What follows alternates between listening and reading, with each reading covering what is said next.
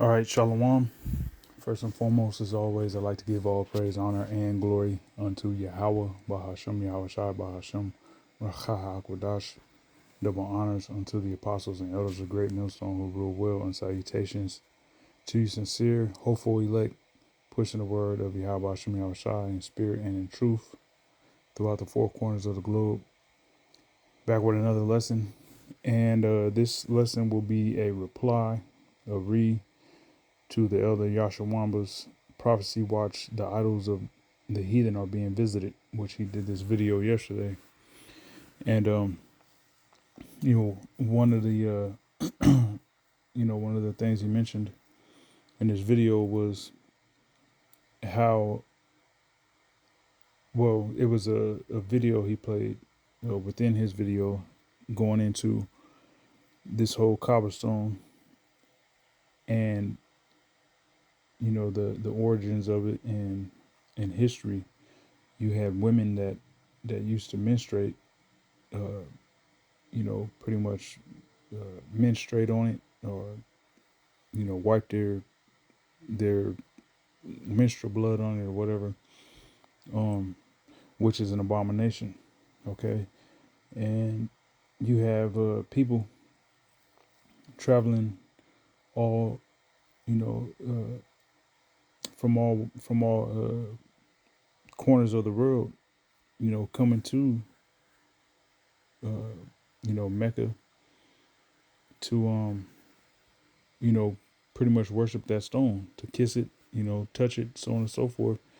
And so you got people who probably, and well, ain't no probably, ate food with their hands. People got sick, snot, boogers, gingivitis, halitosis. You know, took a number two and didn't wash their hands, like just touching that stone. Let alone, you know, like I said, the menstrual aspect of it. Women's blood being pretty much you know, wiped on it or whatever. Like, so just throughout history, that's an abomination, man. Okay, and you got people that worship that. But the main thing was that they desired to kiss that stone, to kiss a rock. All right, now the only thing you should be kissing, according to the Holy Scriptures, is what I'm about to read here in the Book of Psalms. All right, so starting off with the Book of Psalms, chapter 2, verse 8, it says, "Ask of me, and I shall give thee the heathen for thine inheritance, and the uttermost parts of the earth for thy possession." And the heathen do need to go into captivity. They do need to become the inheritance and the possession of the nation of Israel. All right, because the heathen left to themselves, just pretty much formulate and come up with, wicked practices, okay, which are then forwarded into earth as religion. And, you have mass amount of people that, follow it and go along with it and end up, being corrupted and destroyed. Okay, so the heathen need to be put in subjection underneath the nation of Israel. Verse 9, it says, "Thou shalt break them with a rod of iron, thou shalt dash them in pieces like a potter's vessel." All right, the hardcore, crucial slavery that we're going to put on them. "Be wise now, therefore, O ye kings, be instructed, ye judges of the earth." Okay, because the true judges of the earth are the Israelites, or the Israelite man. Okay, serve the Lord Yahweh with fear and rejoice with trembling. Kiss the Son. This is the point. Verse 12. "Kiss the Son, lest he be angry, and ye perish from the way, when his wrath is kindled but a little. Blessed are all they that put their trust in him." So I'm gonna read this in the NLT. Verse 12. It says, "Submit to the Most High's royal Son," which is who? Yahweh Shai. Okay, so the only thing you're supposed to be, submitting to, the only, uh, so-called, let's just say, God, for the lack of a better word. Well, which that is a good word because Yahweh Shai is a God. All right, he's not Yahweh. However, he is a power. He is an angel.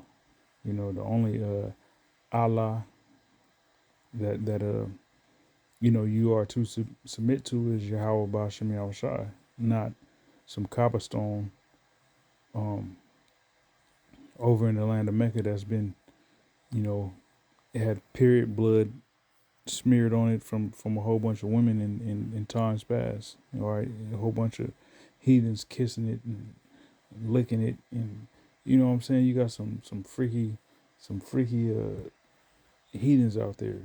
All right. Um, so it says, submit to the Most High's royal Son, or He will become angry. Okay, so Yahweh Shai is not going to be pleased with Israelites that are worshiping an idol.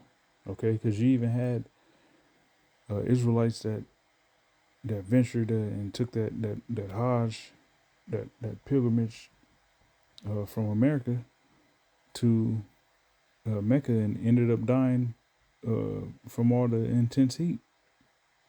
Okay, so you got that to consider too. You got Jakes that literally traveled from America to Mecca to go kiss that stone, and the Lord killed their ass.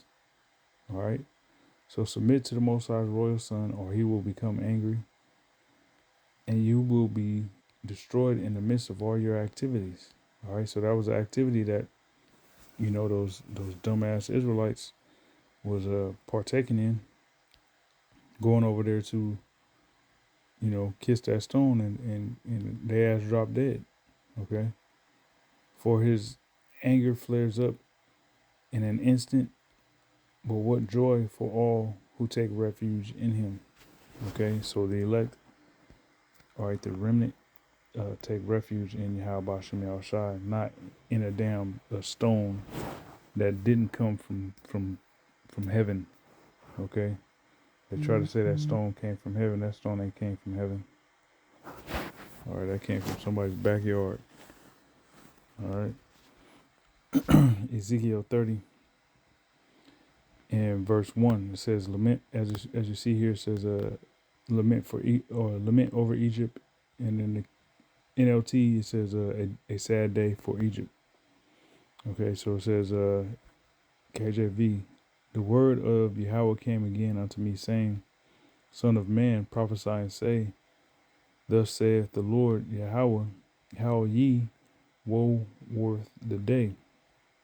For the day is near, even the day of Yahweh is near, a cloudy day. It shall be the time of the heathen. Okay, so we're in the time of the Lord bringing,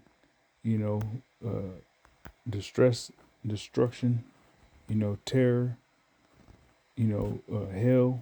He's bringing that to the heathen, to the various nations. All right, which is their time, it's their turn, to catch that judgment.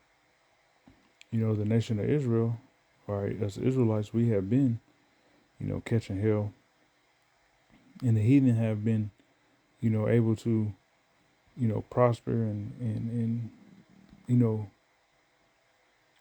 pretty much look at our affliction and our hell that we've caught. Now it's time for us, all right, starting with the hopeful elect, with the prophets of Yahweh Bashem Yahushua, it's time for us to look and observe and laugh and point the finger at these heathen while they're catching their judgment, the same way they did to us. Okay. Verse 3 says, for the terrible day, this is in the NLT, it says, for the terrible day is almost here. Okay. The day of the Lord. So how much distress and hell is going to be put on the heathen while they going through what they're going through, on the day of the Lord, and you see what they're going through now. It's just going to continually and gradually increase. So on the day of the Lord, it's going to be complete hell, man, for these other nations. Okay, it is a day of clouds and gloom, a day of despair for the nations. Okay, it's a day of despair for the nations. Excuse me. Um, and there's more to this, but for the second time, I'm gonna leave that there. Now, let's grab this here in Wisdom of Solomon 14 and 11. It says, "Therefore, even upon the idols of the Gentiles shall there be a visitation." Okay, so the various idols that the actual heathen nations, the Gentiles, worship, the Lord's gonna visit them. Caesar Borgia, all right, Buddha, Allah, um, you know, Kali, uh, whatever other deities and demons that's out there that's being worshipped, is gonna be a visitation, because these heathens, they go above and beyond with their idol worship. They actually have graven images, big sculptures of their deities that they um erect and set up in town squares and so on and so forth. All right, so the Lord's gonna visit all that. All right, with destruction. He's not gonna visit and chop it up with them and things of that nature. No, the Lord's gonna visit them with the purpose of destruction. All right, fire. All right, thermonuclear fire is gonna take care of a lot of deities and idols.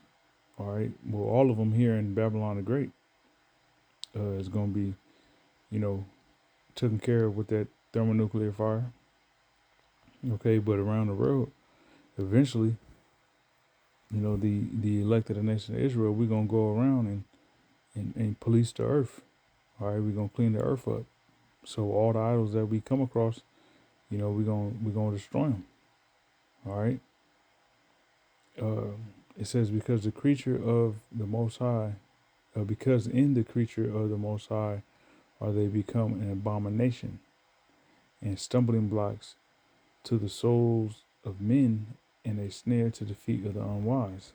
Okay, so if the Lord ain't dealing with you, all right, which the heathen, they're given to idols, all right, by nature, all right. They don't serve and worship the true power of heaven and earth, Yahweh Shem Yahushua, as we the Israelites do, all right, and are supposed to, all right. We're supposed to worship Yahweh Shem Yahushua as Israelites. Not all are doing that, but you got the remnant that is, okay. But if you wander out of the way of understanding, you're gonna remain in the congregation of the dead. Okay, so as an Israelite, if you are in the congregation of the dead, you might be snared into believing and following some BS religion based upon seeing some damn idols. Okay, it says, for the devising of idols was the beginning of spiritual fornication. For in the invention of them, the for in the invention of them and the invention of them, the corruption of life. Okay, so idol worship, that corrupts life, because that brings about death. For neither were they from the beginning, neither shall they be forever. And that's simple and plain. These idols wasn't around when the you know when the Elohim said, "Let there be light." Okay, you didn't have idols floating around in the spirit world. Uh, you know what I'm saying? Creating the universe. All right, they weren't from the beginning, neither shall they be forever. So when we get in power, these idols got to go. It's gonna be the end of idol worship. It says, for by the vainglory of men they entered into the world, and therefore shall they come shortly to an end. So shortly, we're not gonna have to suffer seeing idols, seeing Israelites polluted mentally with following these idols. And even in the world of Israel, all right, you got certain Israelite groups that push Jesus Christ, which that's an idol, which goes back to Serapis Christus. And that's all idol worship. So even in the world of Israel, you still got that corruption of life via idol worship going on. Okay, which is why the Lord has to come and destroy this place, man. Okay, and pretty much get everybody's mind right. All right. So that was just a reply to the Elder Yashawamba's video. And Abarazazah, this was edifying. Till next time, I say shalom.